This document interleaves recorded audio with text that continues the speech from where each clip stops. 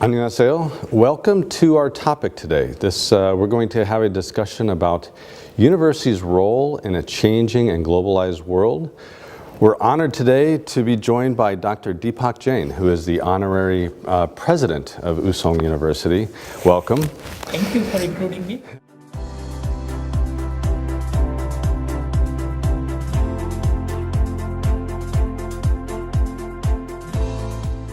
It's going to be a good conversation, I think. Your background is very unique, in terms of what you've done. You're currently Dean of Sasin Graduate Institute of Business in Thailand, but you've also been a Dean of Kellogg School at Northwestern University, Dean of INSEAD in France. You're on the board of directors for many prominent companies. And your background is in statistics and marketing and math. Very eclectic and wide range background. What brought you into academia in the first place? Growing up in India, I had this fascination to make a difference. So when I was in the 8th grade, I started tutoring students in mathematics. And when I graduated from college and went into university, I decided that I want to be a teacher. The second reason is I come from a family of teachers. So this is what I called in our genes. My grandfather was a school teacher for 24 years and the headmaster of the same school for 25 years. So it's in our blood. And I feel blessed to be born in a teacher family and being able to contribute as a teacher. Well, I think you picked the right profession. You've been very successful at that. And as I mentioned before, I think your background has really lends itself well to this topic about universities' role in a changing and globalized world, society. Let's talk about that then for a minute in terms of the changing role of universities. You're seeing that in the past, certainly universities have a huge role in educating the next generation of great minds. But also it's changing now as knowledge is spreading around the globe, as we're becoming much more connected as societies. And that then gives a new demand to education, of more and better education. So what are the opportunities and risks for a university like ours? As you currently pointed out, the role of universities is changing, but change for the better and smarter ways of delivering what we used to do earlier. First, today we need to have a global mindset that we are not producing leaders who are only going to serve our society, but who are going to make an impact on a bigger world. Second, technology is going to change the way we teach, we deliver, and we interact with our students. Third, there is an increased emphasis on entrepreneurial activities. Students today do not just want to go and work for big corporations. They are very much inclined to start their own ventures. That's a paradigm shift than what we used to see when we were growing up. So we need to think about what I call universities as a place of academic excellence combined with business relevance. Do universities still have the same importance that they used to? Or is it okay for students to say, maybe I don't need that education, maybe I'll do something else? Your views on that? I think universities are becoming more important. You would hear in the media, there are a lot of college dropouts who created very successful organization. But those cases are very rare. Students need a formal training in order to become the right type of leaders. And hence, I feel institutions like universities can play a more important role as we move forward, both in terms of leadership and also in terms of entrepreneurship. Is that change happening now? Obviously, you've seen several different types of universities. University of Texas, Dallas, where you got your doctorate degree, and then you went on to be a professor and dean at several prominent universities. Have you seen that change over time? Rightfully so. In fact, more changes I have seen very recently after the arrival of the internet. It has really made a profound change in terms of pedagogical developments, in terms of the way we interact with students, and in terms of the way the students can enhance their scope and their intelligence. I oftentimes think that the arrival of the internet has hastened and made information and education and knowledge so much more available. You know, in our time, we used to have to go to the library all the time and look through the card catalogs and find the books. Now everything's at our fingertips, and I think that's actually a good thing.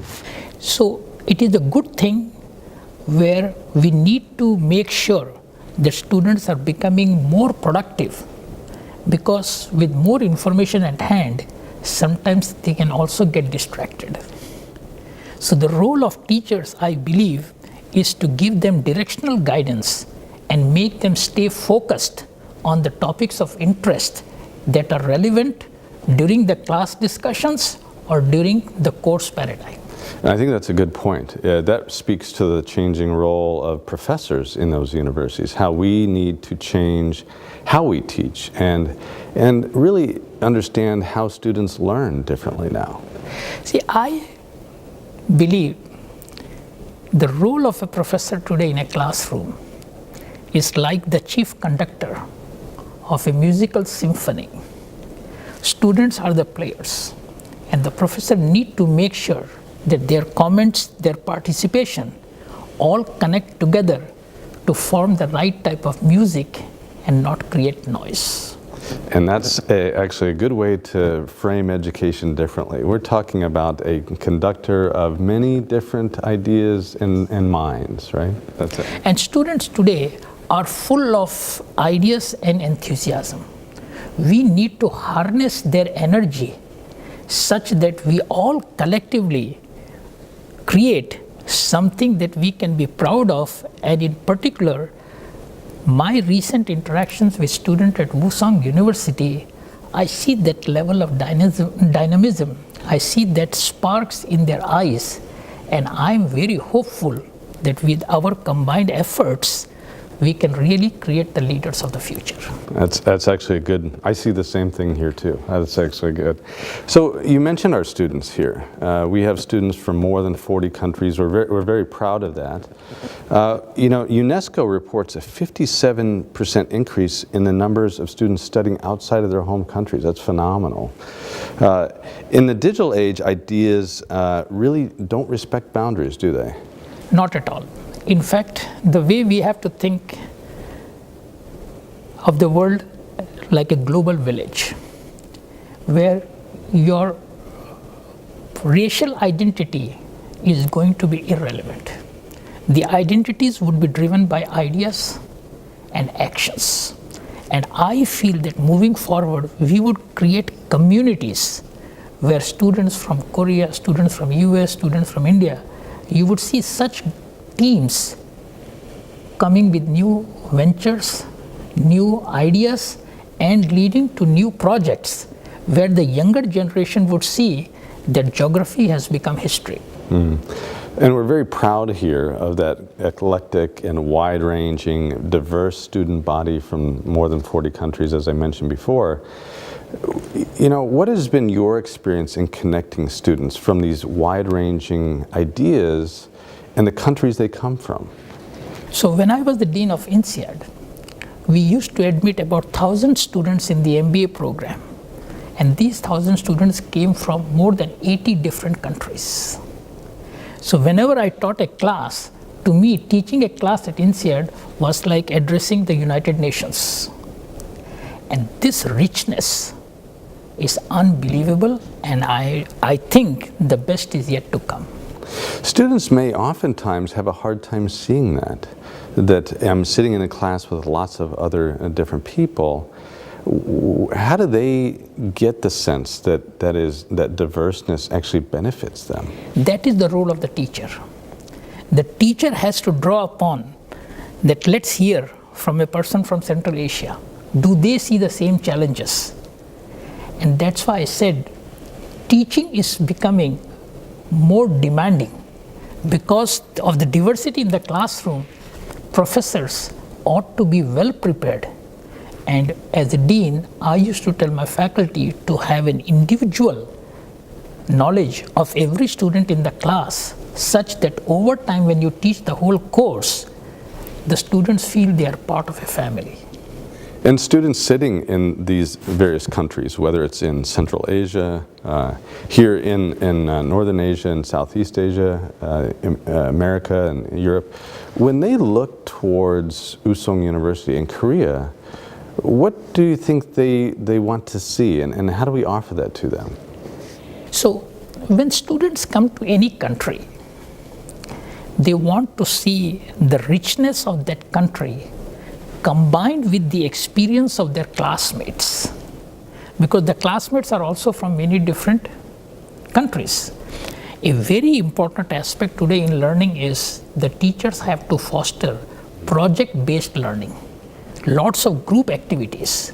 So the dynamism comes not in the classroom, but when they work in their individual group studies, prepare case studies in groups, then they see the richness more reflected than they would see in the classroom.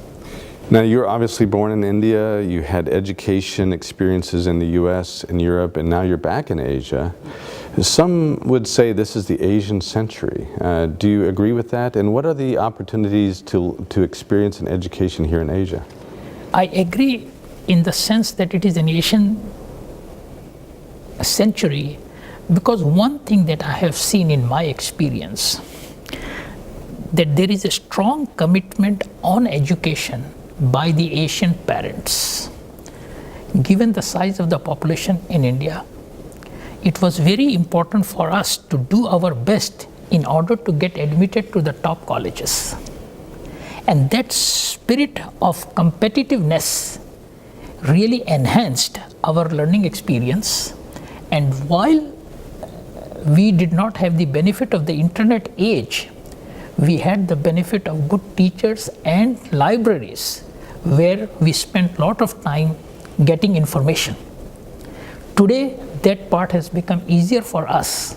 The question is, given the information abundance we have, what we need to teach our students, or what our students need to learn, is how to process this information into meaningful execution plans.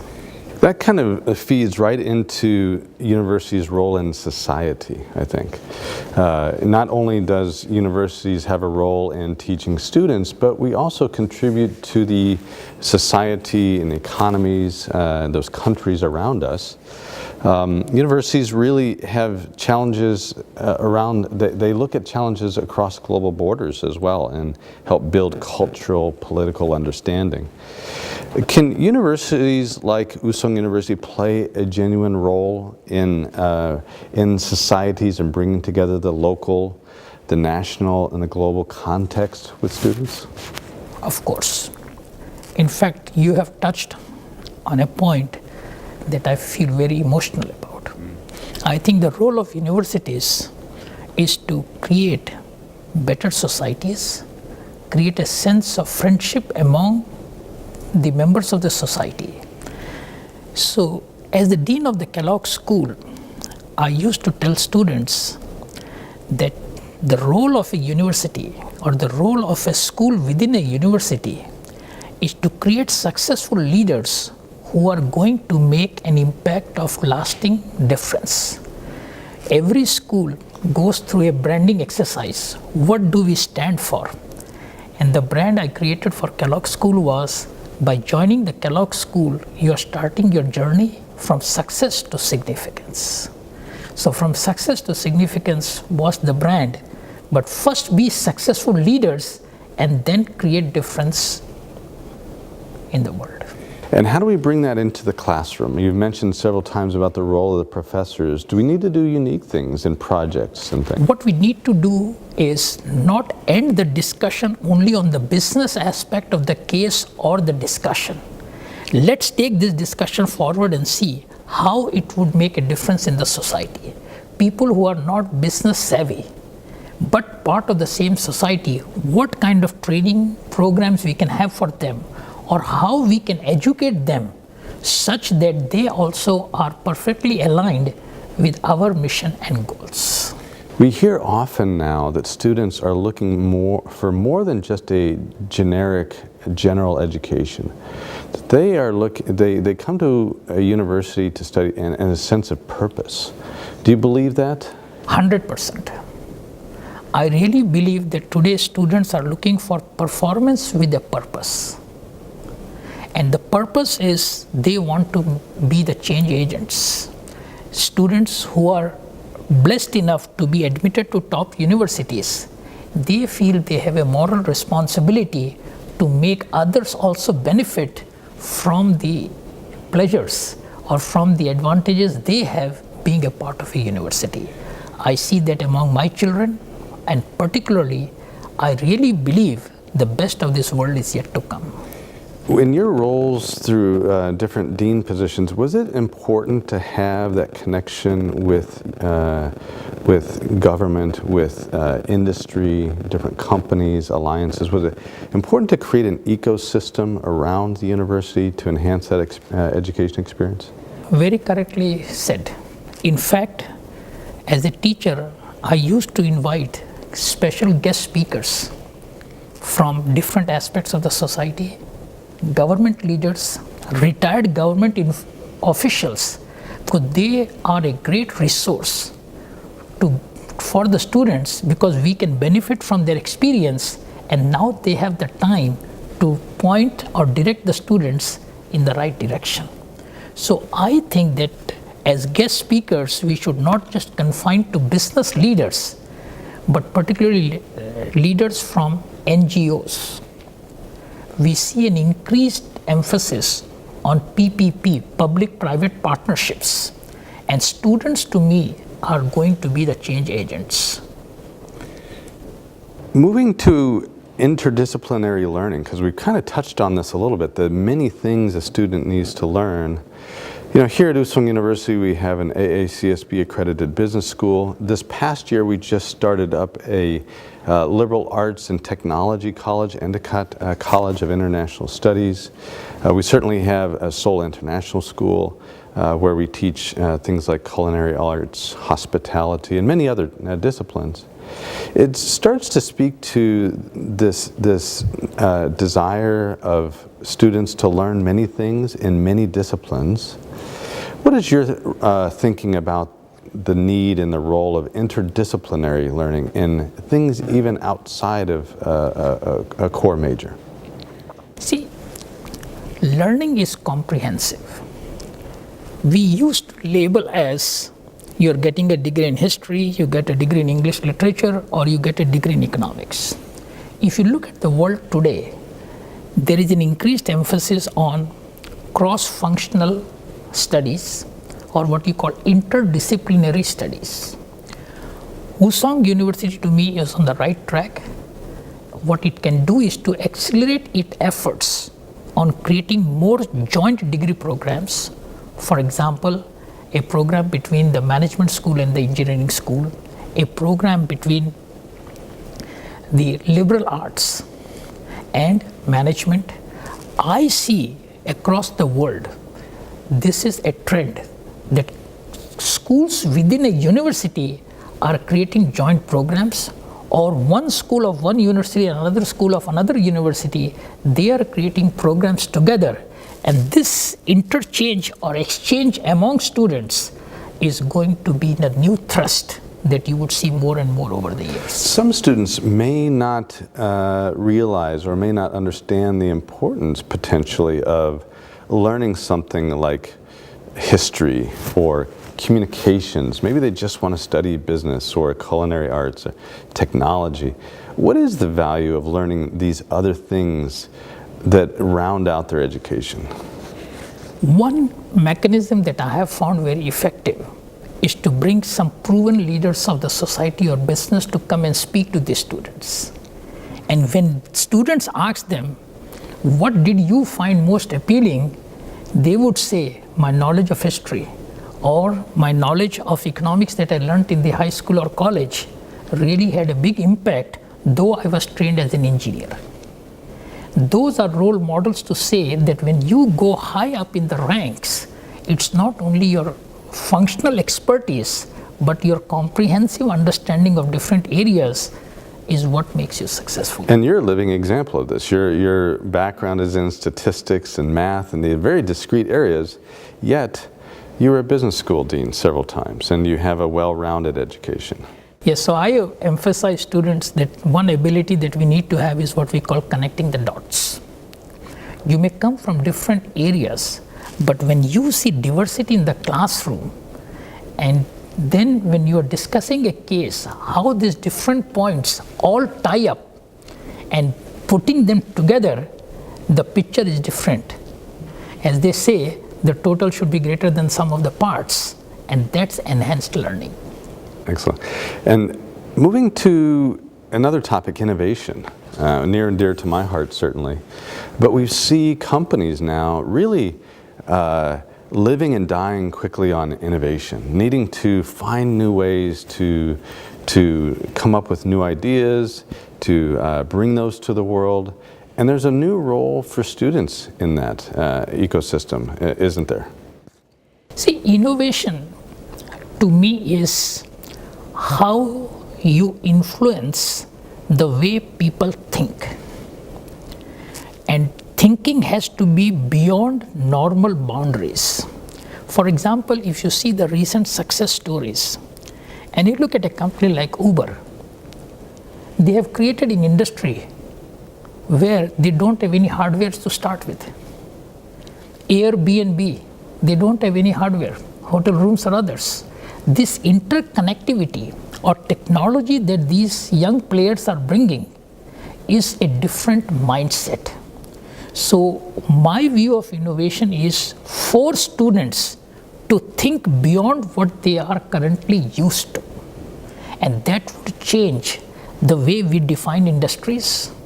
Just to give you an example, if people ask what business Apple is in, it's very difficult to pinpoint one business, starting from iPod to iPad to iPhone, how they have made the transition, the iWatch and the others. We would see the younger generation creating more such organizations where the upper limit is undefined, I would say. You know, we talked earlier about students, and we see examples now of people that have not had a university education starting companies, and that may speak to some as, well, I don't need this learning, this liberal arts education. Yet, there are things like critical and creative thinking that are absolutely necessary to do the things you just talked about. Yes. In fact, Dr. Regan, you have touched on a very, very important point. Classrooms, to me, should be driven by critical thinking or creative understanding. Courses that are well structured today can be taught online. The future is a blending paradigm, a blending model paradigm where students would have some classroom discussions and lots of other things through online. Most important thing is to draw upon the talent of the student. And going back again, symphony conductor needs to push them to bring the right tone and make these tones such that the world listens to this music. Is it important to bring real life problems into the classroom? 100%. In fact, this is an area where I think universities should play a very close role with business and society. The real world projects need not be just from companies. It can also be societal problems. In fact, as the Dean of Chulalongkorn University's Sassin School, I had the pleasure to work with Her Royal Highness, where she was very committed to problems for water purification in the villages. Students love to do such projects because students also are interested in different areas. We just need to draw upon their passion and make them perform the best. Well, I think that's a great place for us to pause the conversation. It's been a wonderful one. We are honored to have you join us as the honorary president of Usong University, and certainly this conversation around universities in a changing society and globalizing world has been fascinating from my perspective. It has been a great honor for me to be included as a member of the Usong family, and I look forward to many more such interactions with you, with the faculty, with the students.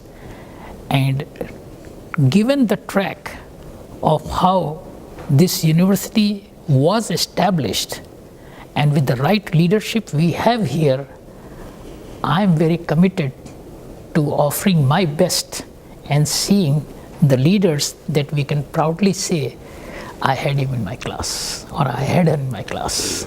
Thank you again, Dr. Dipak Jain, Honorary President of Usong University. Please join us again for future conversations like this one here at Usong University. Thank you. Thank you, Dr. Reagan.